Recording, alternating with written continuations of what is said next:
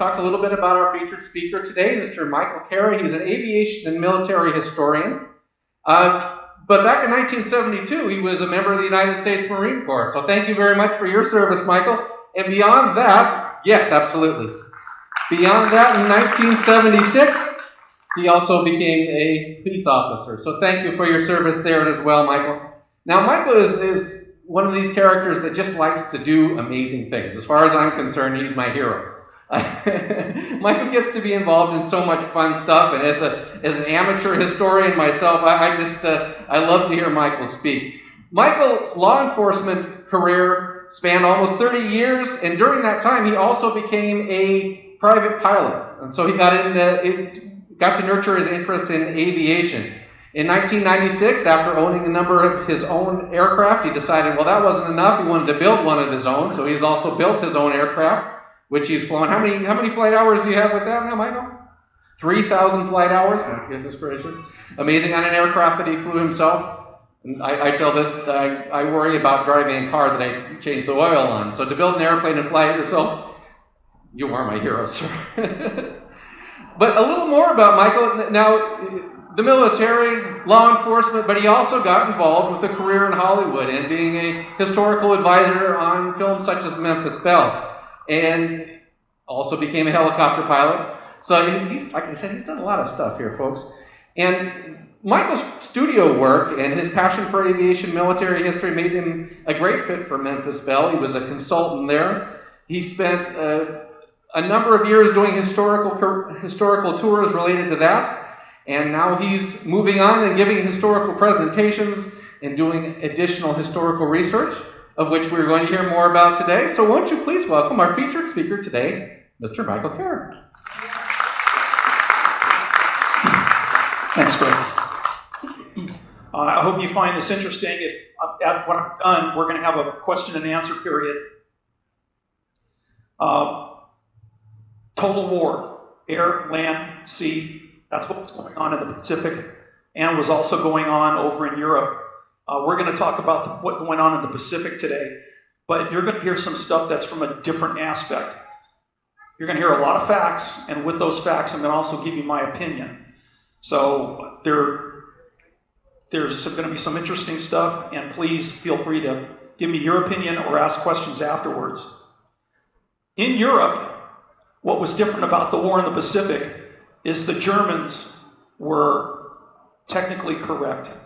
They had some of the best aircraft in the world. You're looking at two of them up there on the screen. Superior airspeed, armor, weapons, and pilots. The problem with the Germans and the Japanese during World War II is when you became a fighter pilot, you were in for the war. There were pilots that went the entire war without a break. Our pilots, when they reached a certain amount of missions, they were brought home to train the new pilots. So there was a steady increase of experienced pilots. This did not happen in Japan or Germany. Japan, at the beginning of the war, was flying the A6M0 and the Nakajima Oscar. At the end of the war, they were still flying these airplanes.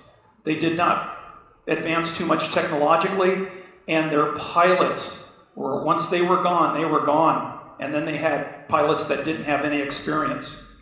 These airplanes, by the way, had no armor protection for the pilots. They did not have self-sealing fuel tanks. It didn't take much to shoot them down. They didn't have a good industry compared to the United States, and they didn't have resources. This was their plan, was to capture the Pacific. Hope that the American fleet would come out towards the Marianas and that they would have a battleship-to-battleship fight and that they would win and they would sue for peace with the Americans. That was their plan before Pearl Harbor, not after, before. And they wanted to cut off Australia. You can see the line there. And that was their plan. Before Pearl Harbor, up there in Manchuria and China, before Pearl Harbor, they had 5 million soldiers, Japanese soldiers, committed in battle. And that's why they needed the resources to grow their empire. Okay, let's start with a little history so it'll bring you up to why the Marianas was what it was, and why you're going to hear something different today. Pearl Harbor happened to slow the Americans down 6 months so that they could get all that territory. In actuality, it only took them 3 months to capture all that territory. Japan had a big win at Pearl Harbor. They sunk 5 battleships, but the most important thing, they brought in 353 aircraft and only lost 28. It was a huge victory. Out of 407 American planes at Pearl Harbor, when it was over, 347 of them were damaged. If they had come back, there was no defense at Pearl Harbor. As an example, this is the Marine Corps base at Eva. Every single airplane on that base was destroyed. Not damaged, they were all destroyed, all of them. And it was that kind of tactical victory that spurred the Japanese on. If you've seen Tora Tora Tora, or the latest movie Midway, or the one with Ben Affleck where it's Pearl Harbor, this is a famous quote in the movie. "I fear all we have done today is to waken a great sleeping giant and fill him with a terrible resolve." Admiral Yamamoto. He never said that. There's no history behind it. Director Richard Flesher admitted that he made it up because he said that's what he thought Yamamoto would say. And what was really fascinating is the latest movie Midway, if you've seen it, they do it again, and it's perpetuating a lie. So I thought you'd find that interesting. Okay, so we're up to Pearl Harbor, a fantastic victory, and the next one 5 months later is the Battle of the Coral Sea. Again, the Japanese are still using the same Japanese Zero, and the Americans have the F4F Wildcat. This is an air museum, so you're going to see a lot of airplane pictures. The F4F Wildcat was obsolete, couldn't fly as fast as Zero, but guess what? Self-sealing fuel tanks, armor protection for the pilot, and 4 50-caliber machine guns. It could hold its own, and as a matter of fact, it did throughout the war when it was there. It's a rugged little airplane.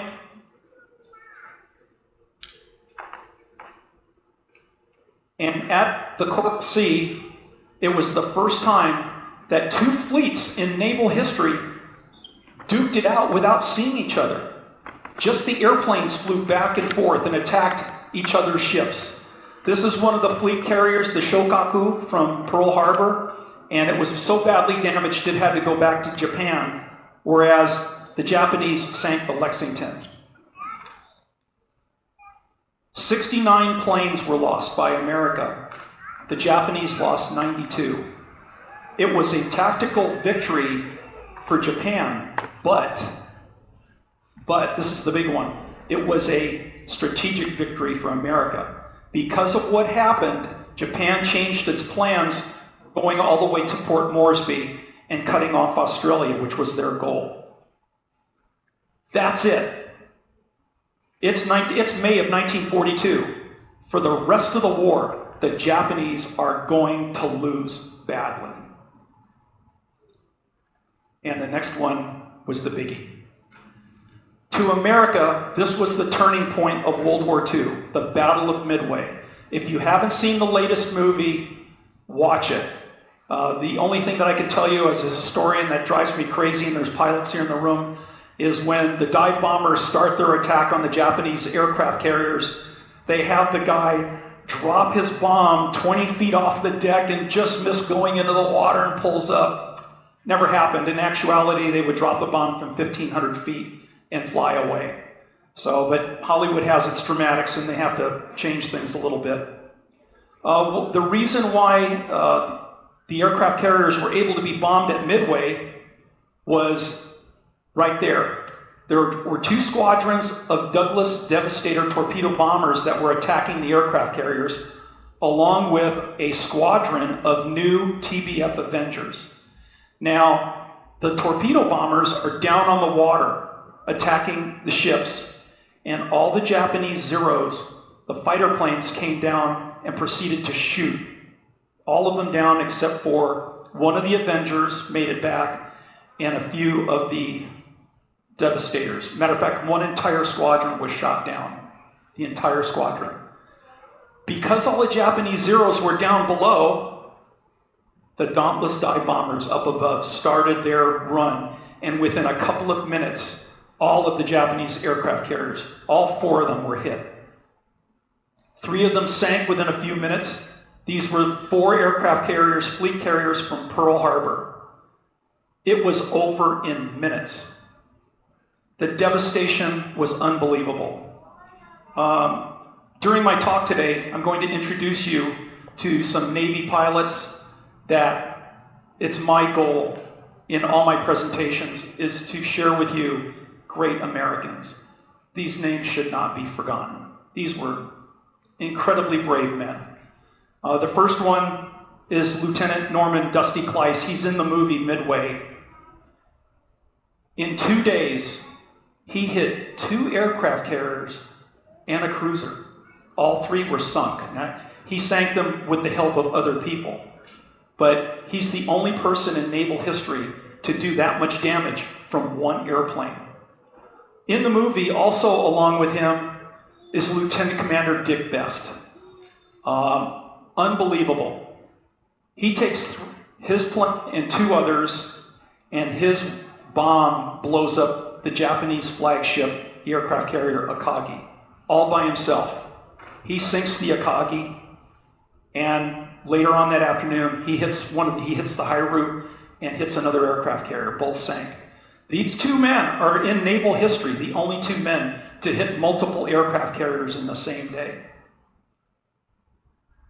At Midway, not only did they lose all 4 fleet carriers, but you can see the numbers there. 326 planes, 3,000 dead. To me, the most important statistic up there is 60% of the mechanics were gone that worked on their airplanes, not to mention the pilots. Again, in American history books, this is the turning point in World War II. What's really interesting is at this point, Japan still had an advantage over America in aircraft carriers, 2-1, and battleships, 3-1. The Japanese felt that the turning point, if you read their history books, was at Guadalcanal. Guadalcanal went on for about 5 good months, and all these battles, except for some naval tactical victories at Savo Island and one other, America won every one of these battles. The Cactus Air Force flew out of Guadalcanal. It was a bunch of Marine pilots, 6 Medal of Honor recipients that I've covered in other stories. Up in the upper left-hand corner off the map was Rabaul, and the Japanese would have to fly their fighters down the slot to attack Guadalcanal. It's a 6-hour flight and a 6-hour flight back. And while they're flying down the slot, Australian coast watchers are telling the Americans, "Here they come. You better be ready." All the Americans had to do was finish their lunch, have a cup of coffee. Yeah, they're going to be here in a couple of minutes. I think I'll take off. And they'd go up and they'd wait for the Japanese who probably had to go to the bathroom, were thirsty, were bored out of their minds. There's no in-flight movies. I just can't imagine what it must have been like. So, over Guadalcanal, you got to remember, if an American pilot, his airplane gets shot up, he's going to parachute down onto his own base. That didn't happen for the Japanese. At Guadalcanal, 148 American planes were shot down. We lost 94 pilots. In the same time period, Japan lost 900 airplanes, 2,400 aircrew and pilots. It was a wipeout. And this went on with our obsolete airplanes. Let me repeat those numbers. America, 148 planes, 94 pilots. Japan, 900 airplanes. It was ridiculous. They just were trying so hard to win Guadalcanal, and they couldn't take it back. Now, the bad part is, for the rest of World War II, there's no experienced pilots for Japan to train the new guys. Who's going to train them? They were taught how to take off and land on aircraft carriers and how to fly in formation. I am not kidding you. There was no tactical flying done with them. So after after Guadalcanal, you're going into mid-1943. Operation Cartwheel takes effect. Japan, for the next year, is busy rebuilding their carrier strike groups. All new pilots, they're all learning for 1 year. During that period, America was doing this.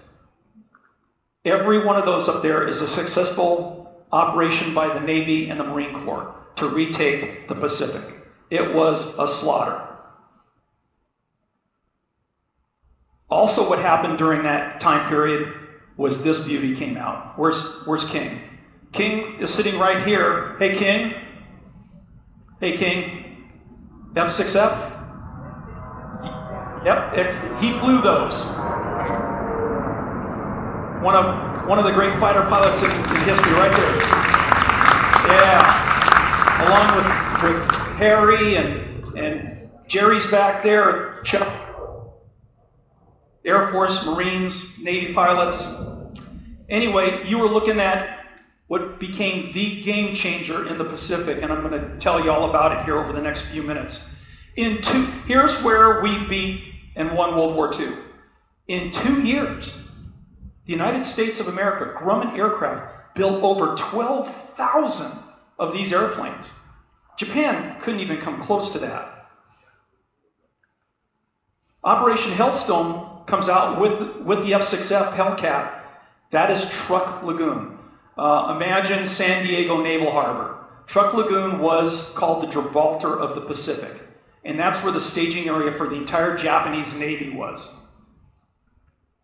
We hit it for 2 days. I'll give you the Task Force 58. There it is.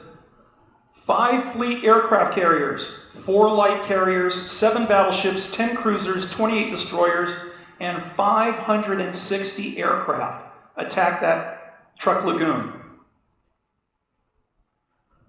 Some neat pictures. What was there was destroyed, literally, within 2 days. Truk Lagoon, in 2 days, get this. I know this is all numbers, but it's important. 2 light cruisers, 4 destroyers, 3 auxiliary cruisers, 6 ships, auxiliary ships, 2 submarines, 3 smaller warships, 32 merchant ships, 250 more airplanes. And this is why the great Marianas Turkey Shoot becomes so important. 4,500 crewmen and pilots lost. It's a disaster from this point on. There's the numbers for you. It's staggering what America was already doing. Oh, did I tell you about, you're looking at those numbers, what happened to America? 25 aircraft and 40 men. Look at these numbers again. It's staggering how unbelievable our American Navy and Marine Corps was in the Pacific. So, that takes us to why we're all here today. That's the Battle of the Philippine Sea. And what it was we were getting closer and closer to Japan, where we could launch our B-29 bombers from bases that could reach the Japanese homeland. And Saipan was the first places that they went to. Japan knew time was running out. It was time for the decisive battle that they talked about for a long time. The problem was America, in its task force going up to attack Saipan, had 24 fleet carriers, 1,350 carrier-based aircraft. It wasn't even going to be close. These were the opposing forces: United States of America, Empire of Japan, and these are the airplanes that Japan was flying. It was still flying the same Pearl Harbor aircraft.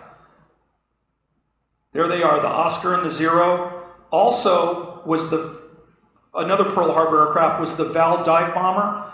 And then there were over 200 aircraft from the Japanese bases on the islands. And that included the Betty, the New Judy dive bomber and torpedo plane. Get this, They weren't building fighters, they were building torpedo planes. This airplane, a torpedo plane, was actually faster than the Japanese Zero. And by the way, every single one of them was shot down by our guys. There also was the Nell. Every one of them was shot down, and the Francis. The United States Navy had this plane here, probably one of the most successful aircraft in U.S. naval history. It sank more ships than any other airplane during World War II, including 6 Japanese fleet aircraft carriers, the Dauntless dive bomber. And Greg, I don't know if you can hear me, but thanks for today making sure that that was here so we could show it off. By the way, this airplane was restored by this museum after being underwater for over 55 years. And when you walk around it and look at it, they did a very nice job of restoring it. America also had the Helldiver, the finest torpedo bomber during World War II, the Avenger. There were still some Wildcats. The brand new F4U Corsair, there were 35 of them that were doing night missions. And then, of course, the Hellcat. And we're going to focus on the Hellcat because that was the most.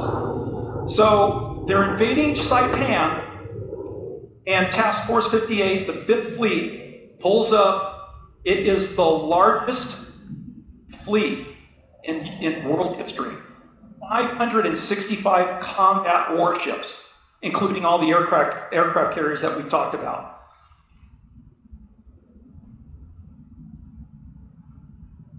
They're sitting there, and Admiral Nimitz tells Admiral Mitcher that Task Force 58 must stay and protect all the transports at Saipan while the invasion is taking place. The Japanese know that the Americans are landing on Saipan. Their base is telling them, we're getting hit. Because they had to stay there, they waited for the Japanese. You were looking at a picture. It was like watching a football game. All they had to do was sit there and watch as the Japanese flew towards our ships, and hundreds of F6F Hellcats were sitting there waiting, and they shot them all down. Our ships did not get touched.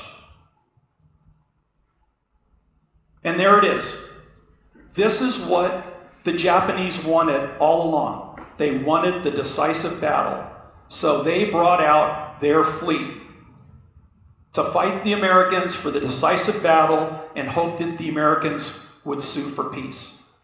This was their plan all the way before Pearl Harbor. I know I said it before, just want to reiterate. Here's the problem. America wanted revenge for what happened at Pearl Harbor and other bases.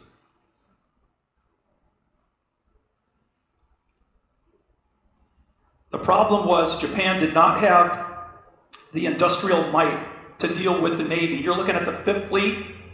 Those are Essex-class aircraft carriers, along with 130 light and escort aircraft carriers.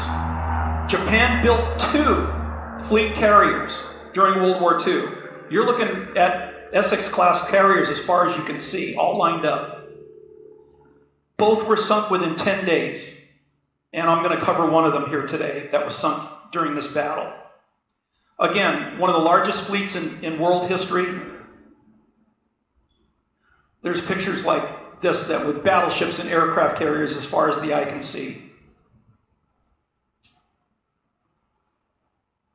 Oh, by the way, on those aircraft carrier were over 900 aircraft. 423 fighters, over 200 dive bombers, and over 190 torpedo planes, all chomping at the bit for revenge. So that brings us to the first day of the Marianas Turkey Shoot. And it was called that because Japan launched 5 waves of planes against the American fleet. After the first wave was shot down, the Americans landed back on their aircraft carriers, and a reporter heard one of the fighter pilots go, exactly, oh my God, this is just like an old-time turkey shoot. They couldn't wait to get their planes loaded so that they could go back up. The problem for the Japanese, and I love this picture, is they were sending up pilots with just 20, 30, 40 hours of flight time. They were so dedicated. It's different culture. I love this picture because, believe it or not, every fighter pilot flew with a samurai sword. Tradition, culture, so much different than the American way of life. You're looking at a different mindset of people. They didn't care that they were outnumbered. So you got 750 Japanese planes that are going to attack the American fleet. Unfortunately, the American aircraft, for aircraft carriers, could do this. They could fold their wings. The Japanese aircraft carriers held anywhere from 50 to 65 planes. American aircraft carriers, each one had over 110 aircraft. It's just mind-boggling, the technology, the ingenuity, the industrial might of our country. So again, over 900 aircraft, squadrons of F6Fs were up waiting when the Japanese showed up. I found this picture absolutely fascinating, or this drawing, painting. It's not even close. I found this picture. I don't think any of you have ever seen this before. I was stunned by it. As every pilot in this room, I'm going to show you a picture. I want you to try and imagine what it must have been like to fly in this airspace. Those are airplanes. That's not anti-aircraft fire. If you use a magnifying glass, you can see that they're all airplanes. That's how close the combat was. They were up there shooting everybody. Can you imagine, in reality, which way you'd have to turn? You're trying to fight to save your life. You're trying to shoot down the bad guys, and there's planes that close, hundreds of them, all shooting and fighting at each other. Alex Vertu. This is one of the most famous pictures during World War II. His turbocharger on his F6F LCAT wouldn't go to the second stage.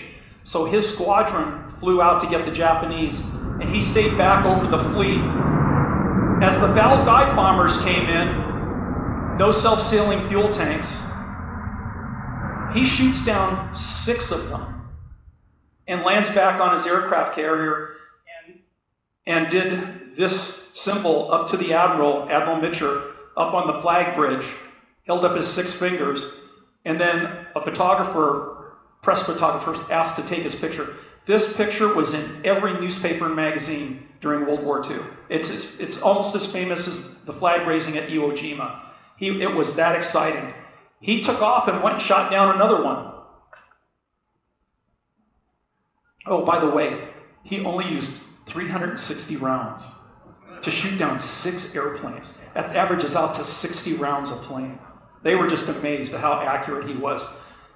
He finished the war with 21 aerial victories, and he shot up another 21 airplanes on the ground. That's 30.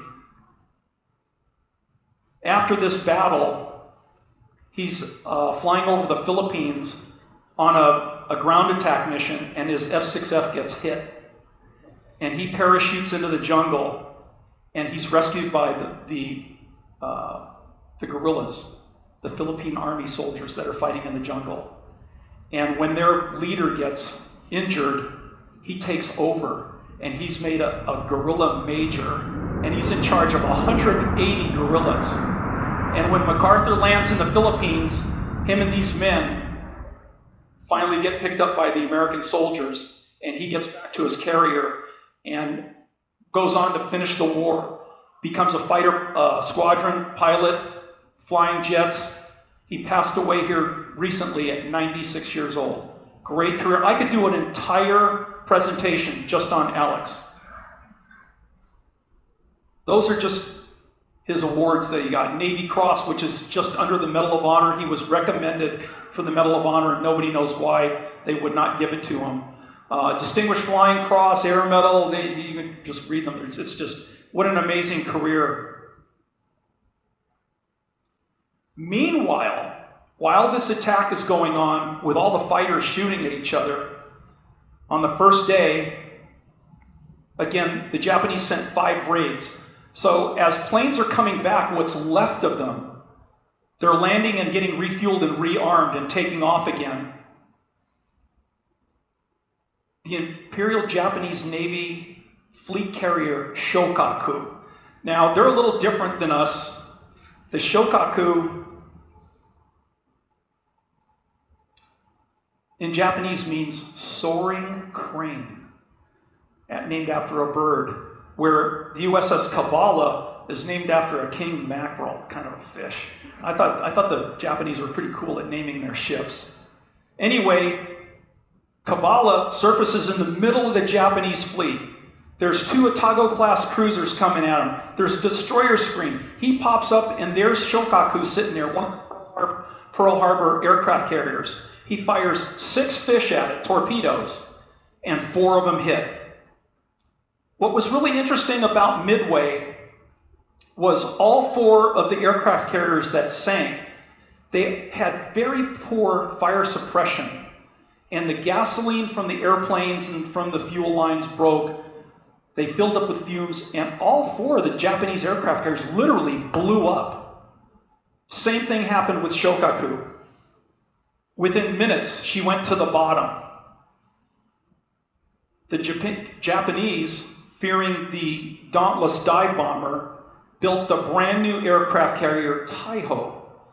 Taiho means Great Phoenix. Now, the phoenix bird, if you know your history, is the significant bird, I guess, of Indian tribes and stuff. It was the bird of fire.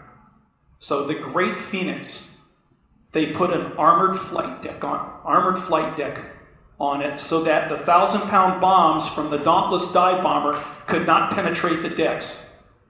If you look at the picture, you'll notice that just below the flight deck, where the hangar deck is, it was enclosed. These people never learned their lesson. Sure enough, the USS Albacore, named after a tuna, not a Great Phoenix, fires 1 torpedo, 1, and hits Taiho. The captain proceeds to keep the ship going at full speed. She's taking on water, but her water detail is closing up the hatch. Unfortunately, the fuel lines are broken in the ship, and the ship fills up with gasoline fumes. Can you say number 6? The Great Phoenix, the bird of fire. So at noon and 2:30, both ships blew up from aviation fuel leaks. 2 carriers, over 3,000 men gone. And it's only the first day. So going into the second day, all night the Americans did maintenance and searching for the Japanese fleet, and they couldn't find them until 3:40 that afternoon. Now, if you'll recall, Nimitz had told Spruance to keep all of the aircraft carriers near Saipan to protect the American fleet. This time Spruance said, nope, we've spotted them, they're 330 miles away. At the very limit of these aircraft, he decides to send them all out.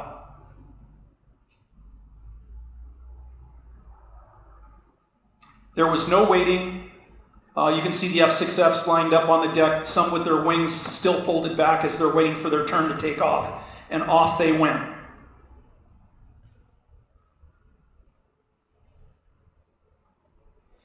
So 226 aircraft take off from our aircraft carriers, 95 Hellcats, torpedo planes, dive bombers.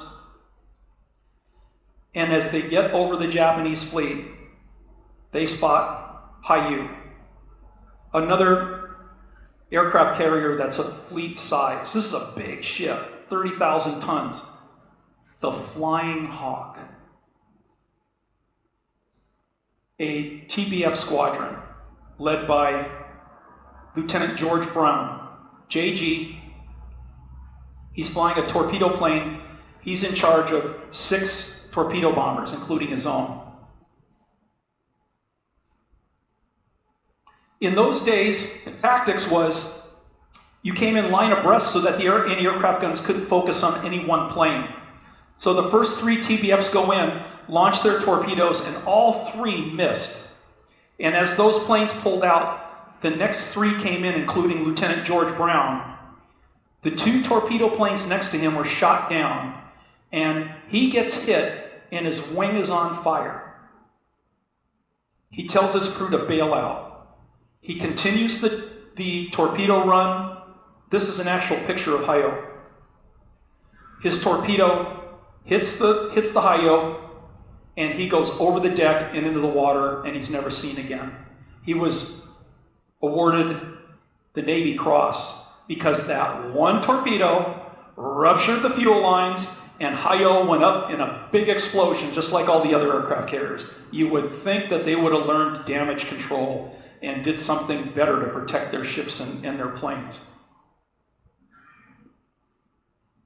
Besides the Hayo, the other aircraft carriers, Zuikaku, Junyo, and Chiyoda, were also all hit, along with the battleship Haruna and several other ships. We devastated their fleet. That's an actual picture of the aircraft. Oops. That's an actual picture. You can see the aircraft carriers burning there. And the battleship is in the foreground. You can see the aircraft carrier on the middle right of the screen. Another 125 Japanese planes were shot down or destroyed on their carriers, and you're going to know why this is all so important and the point I'm trying to make. The Japanese had spent more than a year rebuilding their carrier air groups, and in less than 2 days, 90% of them were gone. And this is important, and you'll understand why in a minute.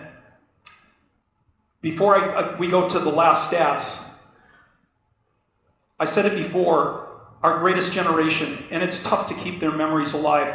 You have to remember, kids that are in high school right now weren't even alive when 9/11 happened, let alone talking about what happened over in Afghanistan and Iraq and Vietnam and Korea. I'm going all the way back to World War II to talk about our greatest generation that pretty much saved the world. I don't have time, but I'd like to, besides Virtue, I can't say his name, VRACIU, Virtue, I'm going to show you a couple more of the fighter races, just because they're great stories and they're neat pictures. Again, flying the F6F Hellcat over the Marianas during the Turkey Shoot, you had Lieutenant J.G. Ralph Hanks. He served in the United States Navy for 28 years. And I know there's guys in here that served as long, if not longer. Navy Cross, second highest award, just under the Medal of Honor. 2 Distinguished Flying Crosses, 7 Air Medals, Legion of Merit. He went on to command squadrons and 3 fighter squadrons. And he also fought, let's see, get this right. His first day, he's the one I wanted to mention. His first day as a fighter pilot at the Marianas Turkey Shoot, he goes up and shoots down 5 Japanese airplanes and becomes an ace. The first time he's ever fought in battle.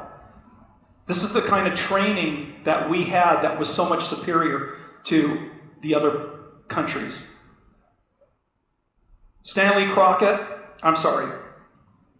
Nicholas Smith, he was awarded the Distinguished Flying Cross. As you can see there, he shot down 7 Japanese airplanes. I just thought it was a cool picture. And then Stanley Crockett, during his career, again, won just about every medal that they make. And I want to finish up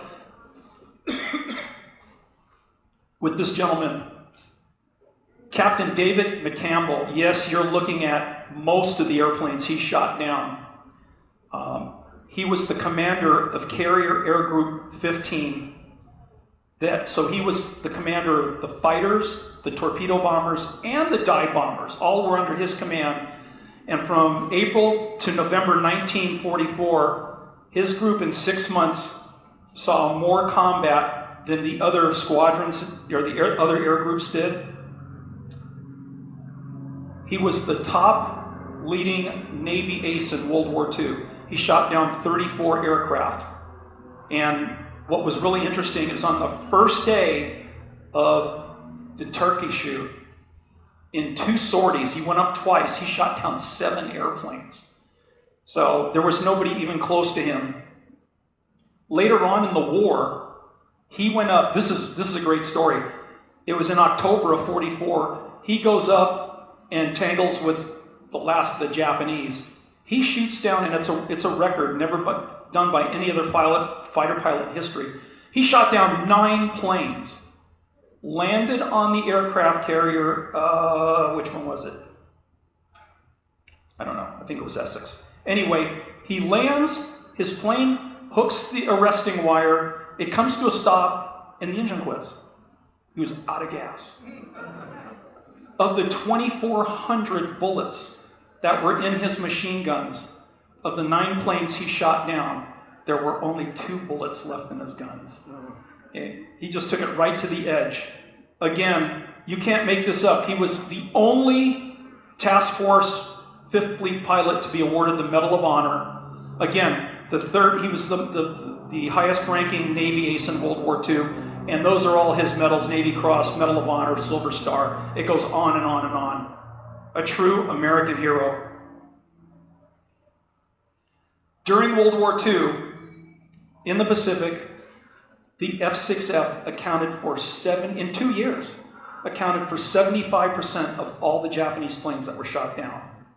It's an amazing aircraft. It changed what went on. American Navy and Marine F6F pilots flew, I'm going to read this, 66,530 combat missions, claimed 5,163 kills, and only lost 270 planes. That's a ratio of 19-1. For every American shot down, we shot down 19 of the bad guys. Of the 476 Arab-Japanese planes that were shot down, and then you have to include the Army planes, the American Navy shot down 675 planes. Now, when you add that up to all the other battles that I explained to you, where I'm going with this, oh, by the way, this is a great picture.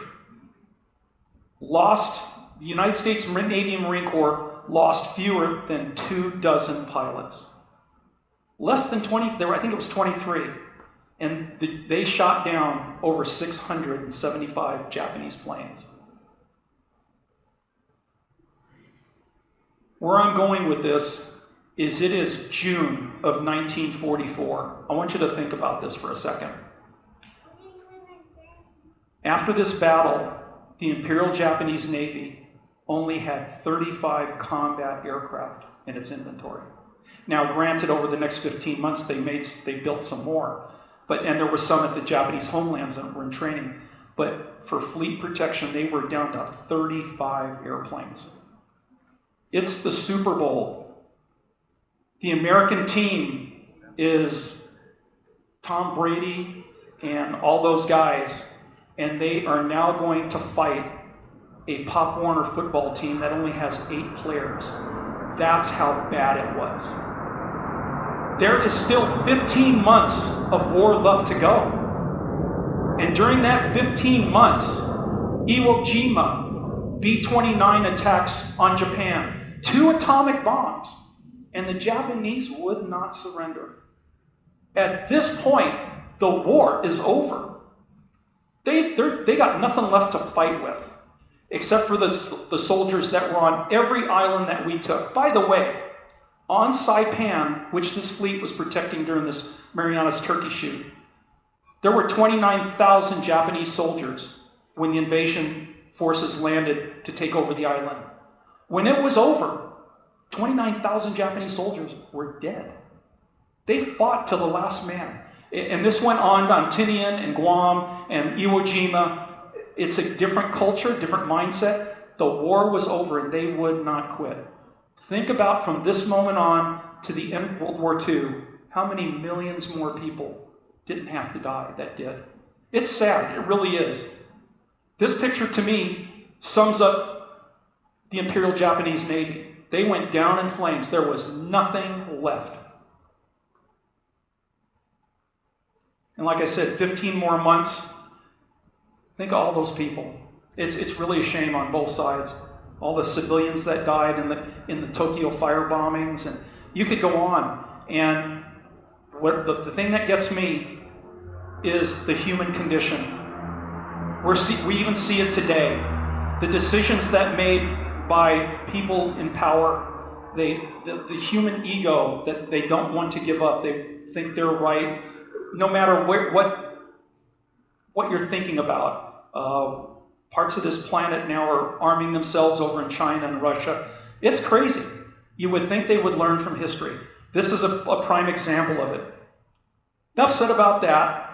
So Hellcats were credited with 2 years of combat and pretty much turned the war in the Pacific into a bloodbath. And we won World War II. So with that said, I want to thank you for being here today and appreciate your attendance. And I hope you learned a little something out of all that. It's almost like a history lesson. I know it was a lot of numbers and stuff, but the staggering victories that our guys did for us in the Pacific was amazing. It's too bad that that war couldn't have ended in June of 1944, and all those assets could have been moved over to Europe and ended the war in Europe sooner. Questions?